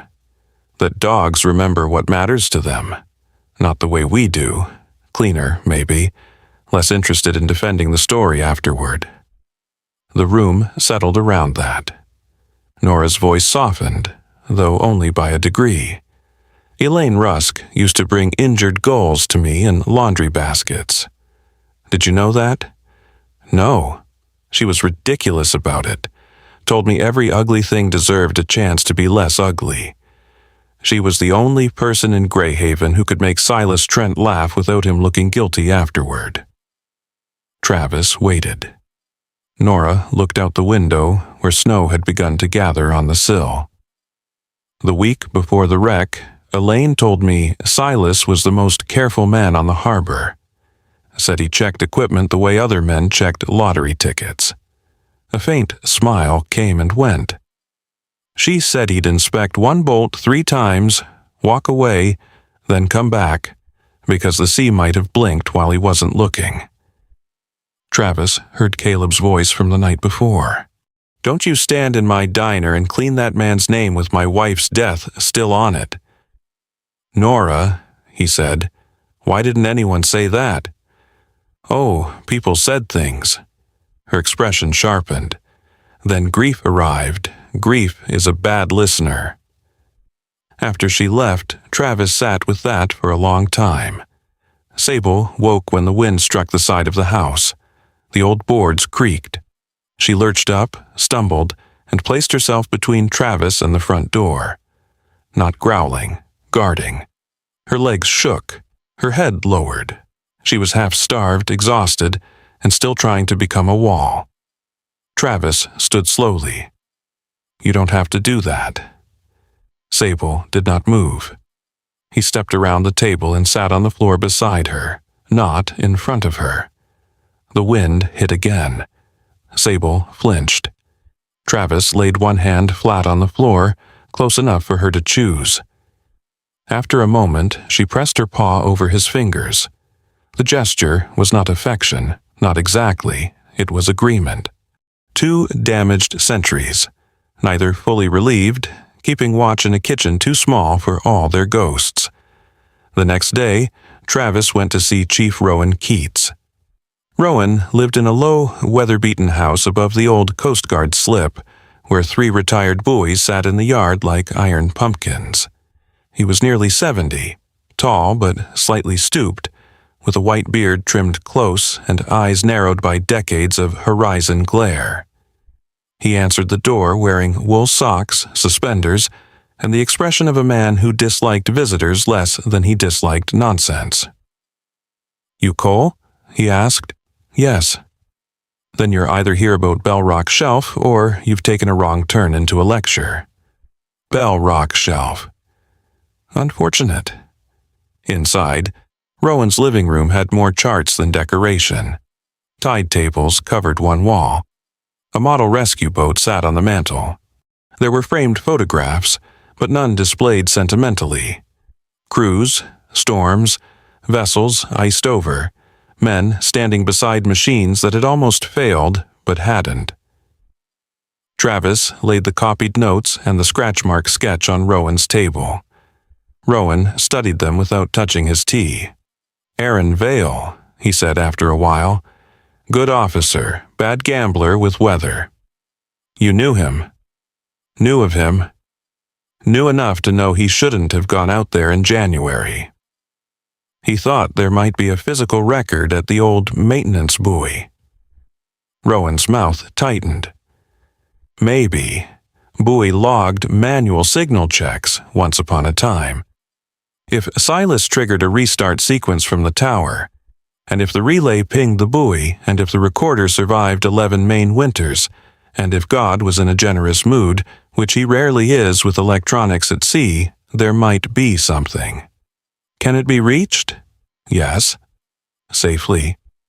Rowan gave him a look that suggested Travis had asked whether wolves could be petted politely. Safely is a church word. At sea, we use less ambitious language. We say manageable. What would it take? Weather window, proper boat, dry suits, lines, GPS, a man who knows the shelf. Rowan tapped the chart. and somebody who doesn't confuse urgency with permission. Travis accepted the rebuke. Caleb Rusk knows the shelf, Rowan said. I figured. Then you also figured he'd rather swallow glass than help you. Yes. Rowan leaned back. Good, saves time. Travis almost smiled. Rowan looked toward the window, where the harbor lay under a pale winter sun. The sea doesn't care about innocence. It doesn't care about widowers or dead dogs or men trying to fix old wrongs. You go out there wrong, it'll add your name to the others and feel no heavier. I'm not looking to die. Most men aren't. They just act like death should recognize their intentions. That one landed. Travis thought of the pull he had felt in the room beneath the lighthouse when Bell Rock Shelf became more than a mark scratched under a shelf. He had known the old hunger, a mission-shaped hole opening inside him, the promise of danger simplifying everything. Find the thing, finish the task. Avoid the harder work of living afterward. I'll do it right, Travis said. Rowan studied him, perhaps hearing what was said and what was withheld. Then bring me Caleb. That evening, Travis did not go to Caleb immediately. He walked Sable only to the end of the road and back, because Nora's instructions had begun to live in his head with military authority. Sable tired quickly, but when they passed the diner at a distance, she turned her head toward it. Caleb was outside this time, shoveling the entryway though barely an inch of snow had fallen. He saw them and stopped. Travis considered crossing the street. He did not. Instead, he waited. Caleb came over slowly, shovel in one hand, hat pulled low, breath white around his face. He did not look at Travis first. He looked at Sable. Up close, his face seemed older than it had behind the diner counter. Deep lines bracketed his mouth. His eyes had the raw shine of a man sleeping badly. That the dog from the picture? Caleb asked. Yes. Sable. The dog's ears lifted at her name. Caleb's jaw flexed. He swallowed once. My wife used to say Silas's Mara had better manners than half the deacons at church. He gave a sound that was almost a laugh and almost pain. Mara would sit outside the diner and refuse scraps unless Silas said okay. Elaine thought that was holy. I thought it was showing off. Sable took one step forward. Caleb went very still. She did not touch him. She only lowered her nose toward the shovel handle, sniffed the worn wood, then looked up at him. Caleb's eyes filled so quickly he turned his face away in anger. Damn dog, he whispered. Travis said nothing. Silence, for once, did not feel like retreat. It felt like room. Caleb wiped his nose with the back of his glove and looked toward the harbor. Elaine told me, before the wreck. She told me Silas had been complaining about the backup lamp. I told her town equipment always had something wrong with it. I told her not to worry. The shovel scraped lightly against the road as his grip loosened. After she died, I decided I didn't remember that conversation. Travis felt the cold move between them. There it was. Not proof. Not forgiveness. A buried truth Caleb had carried himself, covered with rage because rage was easier to hold than guilt. I'm going to Bell Rock Shelf, Travis said. Caleb closed his eyes. When he opened them, they were hard again, but not the same hardness. No, you're not. Rowan says it's manageable with the right boat. Rowan says a lot of things to sound like Moses with tide charts. He says, I need a man who knows the shelf. Caleb stared at him. A truck passed at the end of the road, tires hissing through slush. Sable sat down between them, as if the decision required a witness. Caleb looked at her for a long time. Then he said, If I take you, you follow Keats. Every word, no hero garbage, no staring into the horizon like a man in a bad painting. You clip in when told, you step where told, you breathe when told if Rowan decides he owns air that day. Travis nodded. And if this turns out to be nothing, Caleb said, voice roughening, if you drag me out there so the sea can laugh in my face one more time, I won't ask you to call it anything before we find it. Caleb looked down at Sable. She coming? No. Good, he said at once. Then, quieter. Good. It was the first agreement between them that did not feel like a wound being pressed. Caleb turned back toward the diner. After 3 steps, he stopped. Tomorrow morning, he said. 5:30, Dock C. You're late. I leave. Then he walked away, shovel over his shoulder like a tired soldier carrying a harmless weapon. Travis stood in the snow beside Sable until Caleb disappeared inside the diner. The German shepherd leaned lightly against his leg. Not from weakness this time, or not only from weakness. At home, Travis placed Mara's collar beside Sable's blanket and sat on the floor while she settled down. Outside, the harbor lights trembled in the dark. Somewhere beyond them waited Bell Rock Shelf, black teeth under winter water. For the first time since finding the dog in the dead light, Travis felt the story moving beyond the dead. It had reached the living now, and the living he knew were always harder to rescue. At 5:30 the next morning, Greyhaven was still asleep, but the harbor was not. Harbors never slept. They only changed their breathing. Dock C lay under a hard crust of frost, its planks silver in the work lights. Black water slapped between the pilings with a sound like wet hands clapping slowly.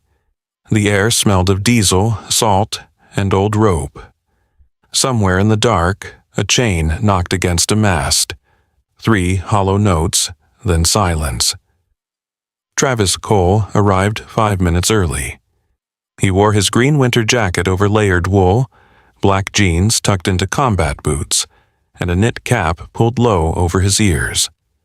In one hand he carried a dry bag packed the way Rowan Keats had instructed. Gloves, flare, radio, spare socks, protein bars, thermal blanket, and a laminated copy of the chart. The old habit in him liked the checklist. The older wisdom in him disliked why it was needed. Caleb Rusk was already on the dock.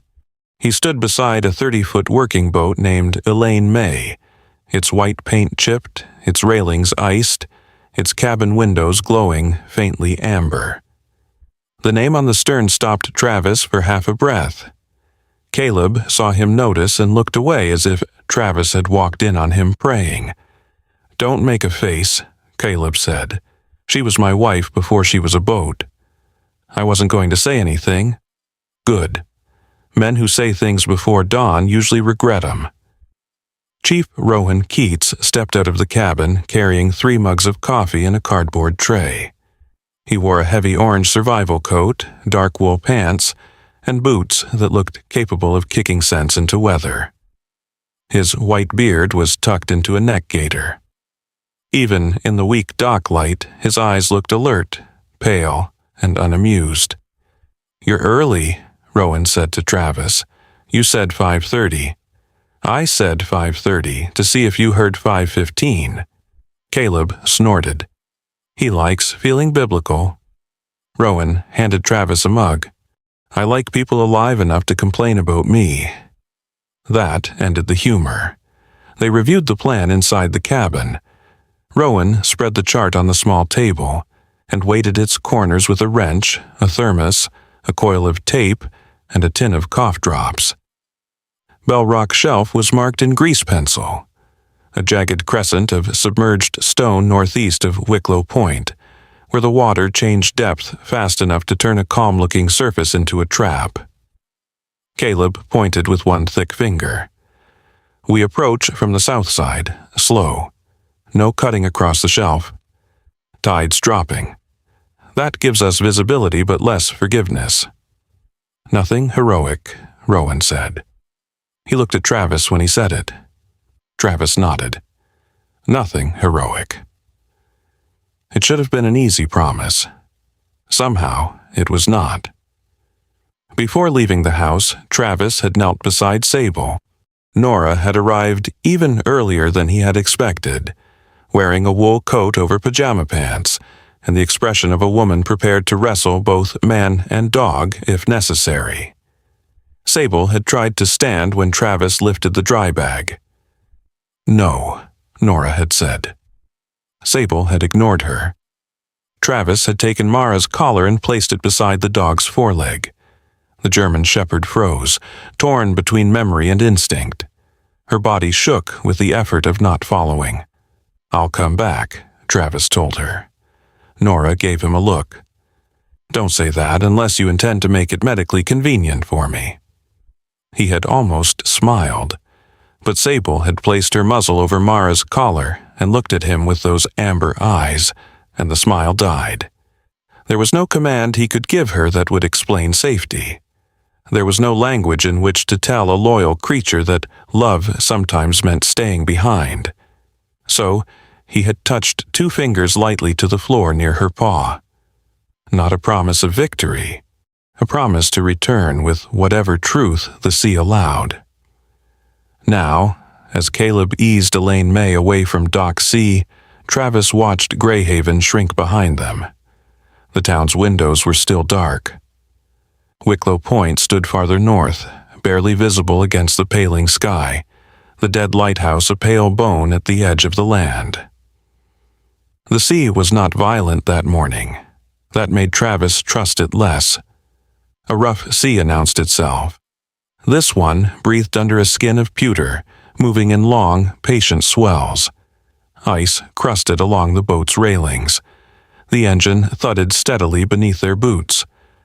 Rowan stood near the cabin door, watching the instruments and the horizon with equal suspicion. For the first half hour, no one spoke much. Caleb handled the wheel with quiet intimacy, one hand loose, shoulders slightly forward, body shifting to the motion before the boat did. Travis had seen men handle rifles like that. Not with aggression, with knowledge. The tool was not separate from memory. Finally, Caleb said, "Elaine hated this boat." Travis looked at him, said it smelled like old fish and male decisions. Caleb's mouth moved, not quite a smile. "She'd bring me coffee anyway. Stand right there by the cabin door and tell me if I died doing something stupid, she'd marry a librarian just to spite me." Rowan grunted. "Librarians have steadier hours. Don't encourage her ghost." The humor lasted only a moment, but it mattered. It was not lightness replacing grief. It was grief remembering it once had room for laughter. Caleb kept his eyes on the water. She used to sing in the kitchen, wrong words to every hymn, confidently wrong. Pastor Reeves once told her she'd rewritten half the book of Psalms by accident. Travis said nothing. Caleb's voice lowered.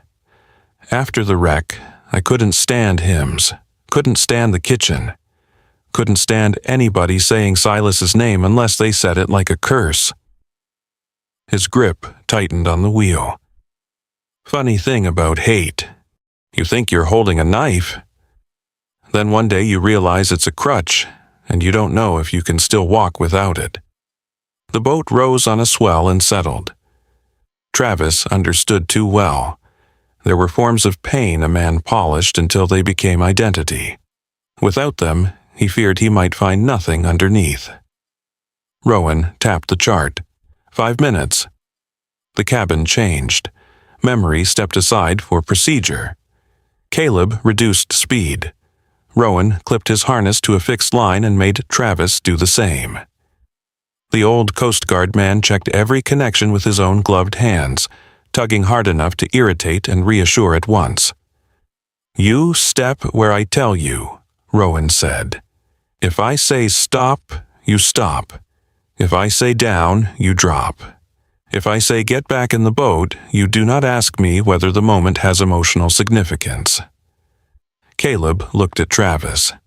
He practiced that sentence. I refine truth for public use, Rowan said. Bell Rock Shelf appeared first as a change in the water. The surface darkened, then broke in restless strips where submerged stone worried the tide. Foam gathered and vanished. A low iron buoy leaned near the far edge, its paint almost gone, its frame crusted with ice. It looked less like equipment than a relic dragged from an older world. "That's the maintenance buoy," Rowan said, "or what's left of it." Caleb brought the boat in from the south, slow as breath. The engine idled. Rowan moved to the stern with a boat hook and a coil of line. Travis waited. Waiting was harder than moving. The buoy knocked against hidden rock, turning slightly with the swell. Beneath it, something box-shaped was strapped to the lower frame, half submerged, dark with algae and mineral stain. Rowan saw it too. "Well," he said. God was apparently in a generous mood with electronics. Caleb did not laugh. They worked carefully. Rowan secured a line to the buoy frame. Travis, clipped in and braced, used the boat hook to draw the lower assembly close enough for Rowan to reach. Twice the swell pulled it away. Once the line snapped taut and jerked Travis hard against the rail, pain flashing through his ribs. "Back," Rowan ordered. Travis stepped back. The obedience felt like swallowing a hot coal. Rowan glanced at him. "Good, you can be taught." Caleb repositioned the boat by inches. The third attempt held. Rowan cut through old straps with a serrated knife, while Travis kept tension on the hook. Together, they hauled the box over the rail. It landed on deck with a heavy metallic thud. For a moment, all three men simply stared at it. The box was a battered waterproof recorder case, its corners dented, its seal crusted white, its surface scarred by 11 winters of sea and stone. There was no music, no heavenly light, no thunderclap. Just an ugly old box lying on a wet deck, carrying too much silence. Caleb stepped back as if it might accuse him. Rowan crouched and examined the seal. "We open it in the cabin, out of the wind." Inside, warmth fogged the windows. Rowan dried the case, worked the latch with oil and a screwdriver, and muttered insults more technical than emotional. Travis stood behind Caleb, close enough to steady him if needed, far enough not to insult him by preparing to. The latch gave. Inside, wrapped in waxed cloth, were three things: a small analog recorder, a water-stained envelope sealed in plastic, and a cracked data module with a corroded label. Rowan lifted the module first. "This may be useless." Caleb's voice was rough. "And the recorder?" Rowan studied it, then looked at Travis. "Maybe less useless." It took 10 minutes, a spare battery from Rowan's kit, and an amount of patience that made Caleb pace the cabin like a caged bear.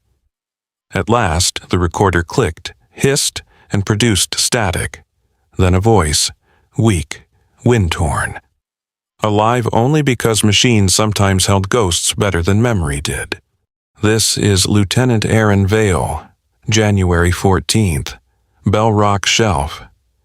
Caleb gripped the edge of the table. The voice continued, broken by gusts and bursts of static. "Recorder buoy confirms relay signal from Wicklow Point at 2118. Manual restart attempted. Silas was at his post. Repeat, Silas Trent was at his post." Caleb closed his eyes. Aaron's voice rasped on. "The backup failed because the battery bank was already compromised. Reports filed, ignored, not by one man, by all of us who thought delay was cheaper than repair." A long burst of wind swallowed the next words. Then Aaron returned, closer to the microphone. "Silas wanted them to have someone to blame, said the dead deserved peace more than he deserved defense. He was wrong. I was wrong to let him carry it this long." The cabin seemed smaller with every sentence. Caleb's lips moved, but no sound came. Travis watched his hands. They were not fists now. They were open, palms against the table, as though he were trying to hold himself upright without holding on to anger. The tape hissed. "If this is found, take Mara's collar back to Wicklow. Take Sable's picture too. Let the light remember them. Not because a tower can forgive, because people forget badly when they are afraid." A hard knock sounded in the recording. Metal. Wave. The voice shifted, strained now. "Engine's gone, weather turning. I'm tying this to the buoy. If I make sure, I'll say it myself. If I don't—" The tape crackled. For a moment there was only wind. Then Aaron's voice came one final time, quieter than before. "Tell Sable she did her job. Tell her she can stop waiting." The recorder clicked into static. No one moved. Outside, the sea pressed against the hull as if nothing had happened. Caleb turned away so quickly his shoulders struck the cabin wall. He covered his mouth with one hand. The sound he made was not a sob exactly. It was the first breath of a man who had been underwater for 11 years and found air painful. Travis looked down at the recorder. Tell Sable she did her job. He thought of her at home, muzzle over Mara's collar, fighting every instinct to follow. He thought of Aaron Vale, alone in storm and iron cold, leaving not a confession to punish but a message to release. Rowan removed his cap. For a while, that was the only prayer any of them knew how to offer. The trip back took longer, or perhaps time had changed shape. Caleb did not speak until Wicklow Point came back into view, pale against the shore. His eyes stayed on the water ahead. "I hated him," he said. Neither Rowan nor Travis asked who. There were too many possible answers. Silas, the council, the sea, myself.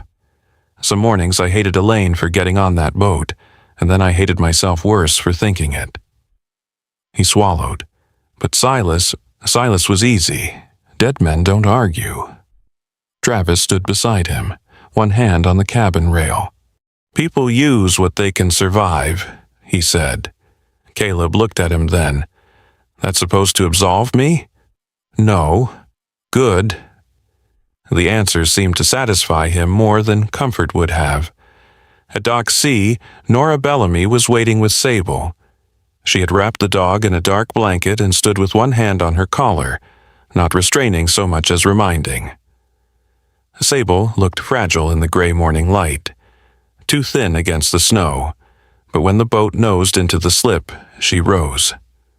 Nora cursed under her breath. "Sable," she warned.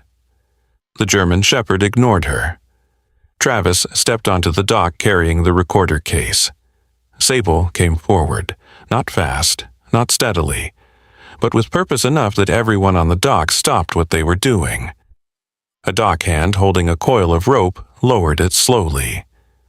Miles Greer, who had arrived sometime during their return, stood near his cruiser and watched without writing anything down. Travis knelt. He set the case on the dock between them. Sable lowered her head and smelled the battered metal. At first there was no reaction. Then her body shuddered. Not fear, recognition traveling through bone.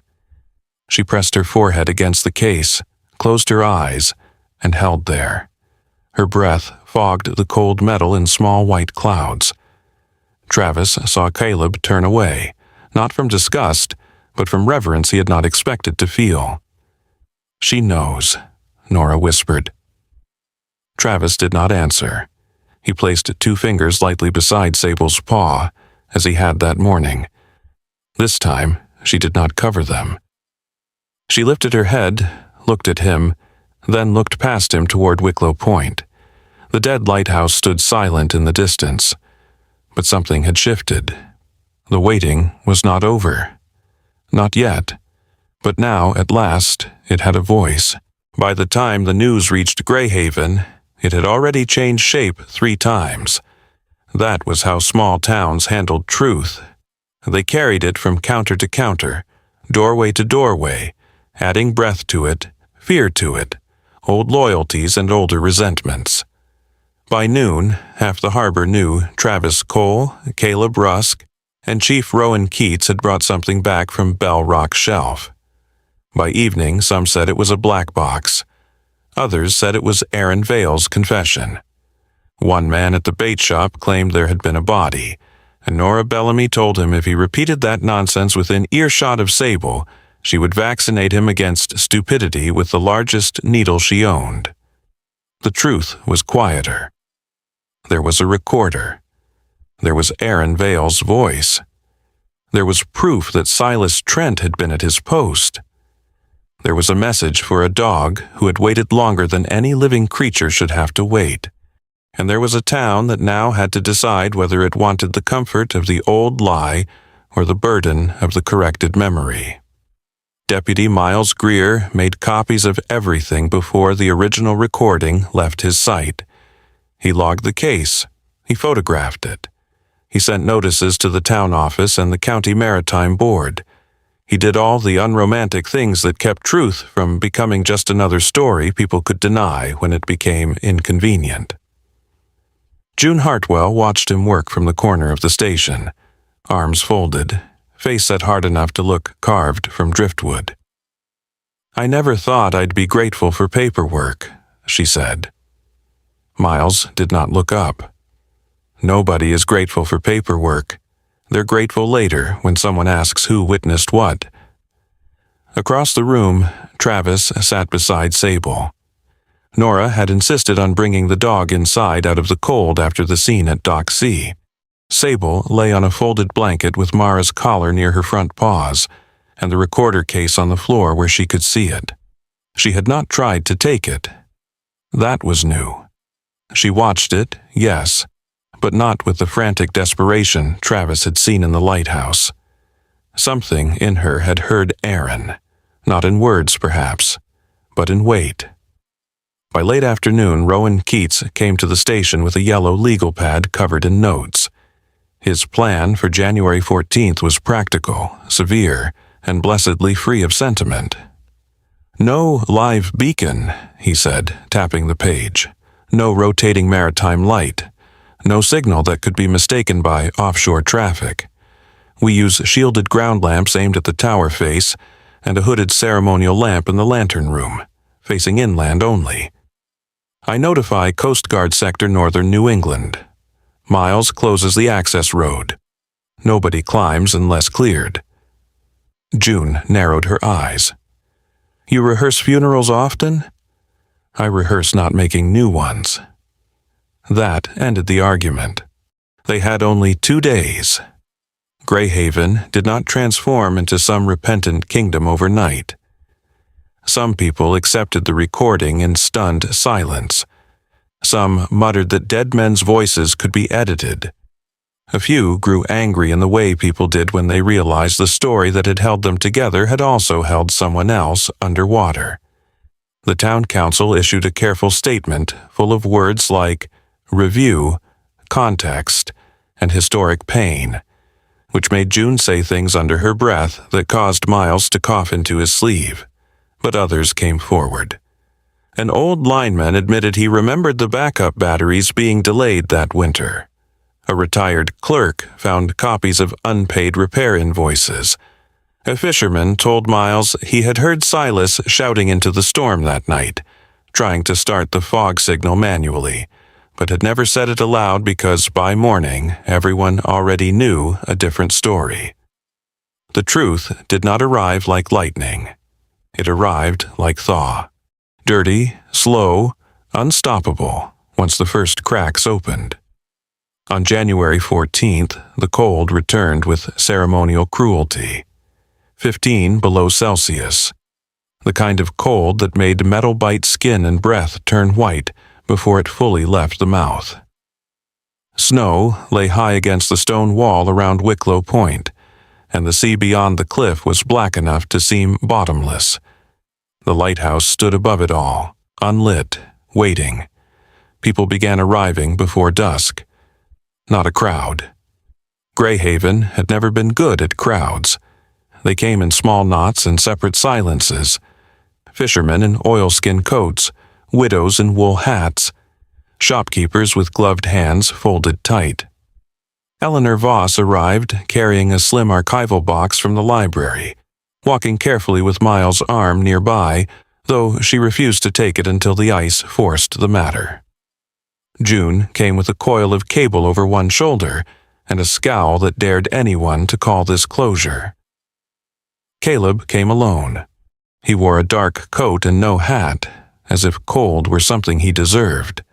In his hands he carried a folded paper, Aaron's transcribed letter, and the look of a man approaching a door he had cursed for 11 years, and now had to open from the inside. Travis arrived with Sable. Nora had argued, of course. She had argued with science, volume, and personal insult, but Sable had grown stronger over the 2 days, and the walk from the road to the base of the lighthouse was short, cleared, and watched by half the town. In the end, Nora allowed it under conditions so strict they sounded like a treaty. Sable wore a dark blanket fastened around her shoulders and moved slowly at Travis's side. Around her neck was her old collar. Beside it, tied gently with a strip of faded red cloth, hung Mara's tag. When the people saw her, conversation thinned. Some bowed their heads. Some looked away. One woman covered her mouth and cried without sound. Sable paid little attention to them. Her eyes were on the tower. The hooded lamps were lit just after sunset. They did not beam out to sea. Rowan had seen to that. Their light washed upward over the stone, warm and low, catching frost in the cracks, turning the dead tower gold from the landward side. Above, in the lantern room, a single shielded lamp glowed inward, soft as a candle cupped against wind. The dead light did not guide ships that night. It gathered people. Miles stepped forward first. He did not make a speech. He read the official correction into the record with a steady voice. The retrieved recording, the maintenance logs, the documented reports, the revised conclusion that Silas Trent had been at his post during the wreck and had attempted to restart the failed systems. No flourish, no theater. Just words placed where silence had sat too long. Then Caleb Rusk unfolded Aaron's letter. For the first few lines, his voice held. Then he reached Elaine's name. The paper trembled. Travis stood near the front with Sable at his side. He saw Caleb look down, swallow, fail, and try again. For a moment, the whole town seemed to lean toward him without moving. Sable stepped forward. Only one step.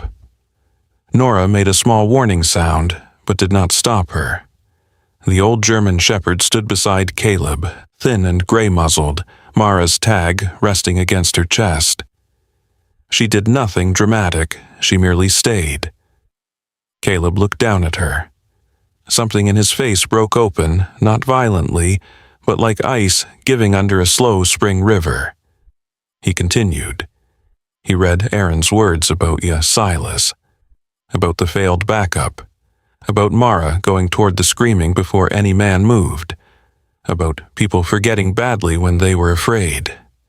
When he finished, he folded the paper once, then again, though his gloves made the task clumsy. "I hated Silas Trent," Caleb said. The crowd was utterly still.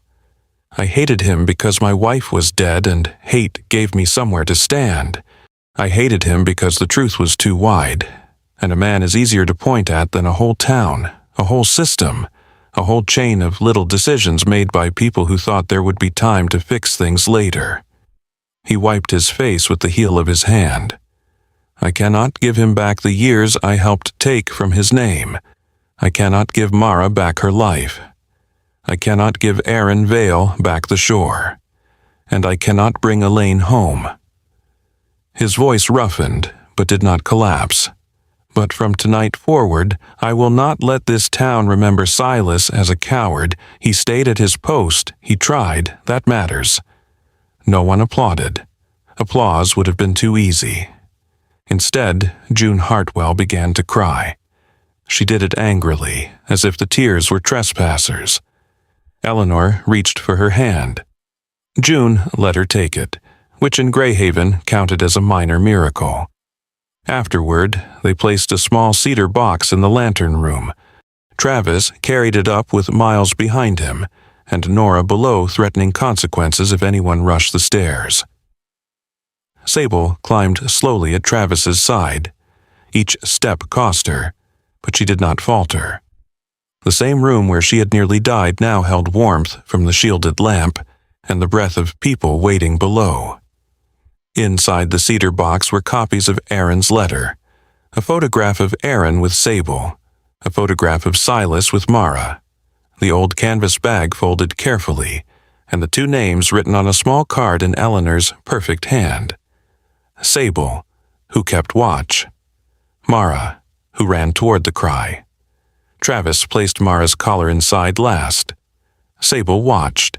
He expected her to resist, to nose it back, to tremble and claim it again. Instead, she lowered her head and sniffed the collar once. Then she sat. Not guarding, witnessing. The difference moved through Travis like warmth after frostbite. Painful, because feeling had returned. When they came back down, Rowan gave the signal, and the hooded lantern brightened for exactly 3 minutes. Its glow climbed the tower stones and shone over the gathered faces. Caleb's lined and wet, June's fierce and undone, Miles' solemn, Eleanor's bowed, Nora's pretending not to cry and failing with dignity. Sable lifted her head. The light touched the gray around her muzzle. It caught in her amber eyes. For a moment, she looked younger. Not because age had left her, but because duty had. Then she exhaled. A long, deep breath. The kind of breath a creature takes when a door inside finally opens. After that night, Wicklow Point returned to darkness. Not abandonment, not quite. The access road remained closed in heavy weather. The lighthouse was not restored as a navigational aid. No miracle fundraising campaign appeared. Life, being life, refused to arrange itself into a perfect ending. But things changed. Eleanor added the corrected record to the library archive and placed a copy where anyone could read it without asking permission. Miles filed the case properly and endured 3 council meetings with the grim endurance of a saint assigned to municipal chairs.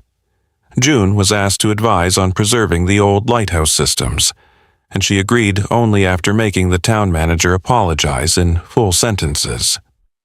Caleb reopened the diner 2 days later.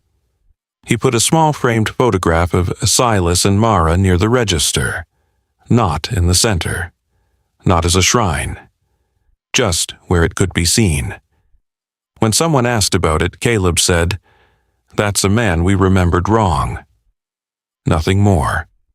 Sable came to live with Travis permanently. Her recovery remained imperfect. She still startled at sudden horns. Some nights she woke and stood facing the door, body stiff, ears high, listening for a duty that had no orders left to give. On those nights, Travis got out of bed, sat on the floor beside her, and waited until she remembered the house was warm, the sea was outside, and no one had left her behind.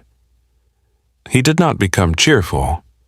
Men like Travis did not suddenly bloom because a dog entered the room. Healing was not a sunrise in a painting. It was smaller, less flattering. It was buying extra dog food and pretending not to care which blanket she chose. It was leaving a lamp on. It was learning the sound of another creature breathing in sleep and finding, against all expectation, that the sound did not ambush him. Winter continued, snow fell, boats went out. People argued over coffee, weather, fuel prices, and whether Rowan Keats had always been impossible or had perfected it with age. Caleb began saving a piece of plain cooked beef for Sable and complained loudly that the dog had become the only customer with standards.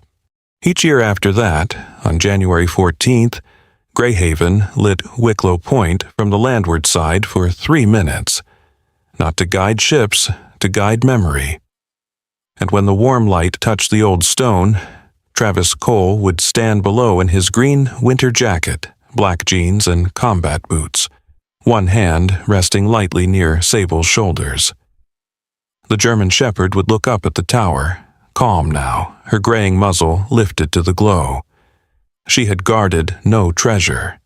She had guarded something poorer, heavier, and far more human, the right of the dead to be remembered truthfully, and the right of the living to stop mistaking blame for love.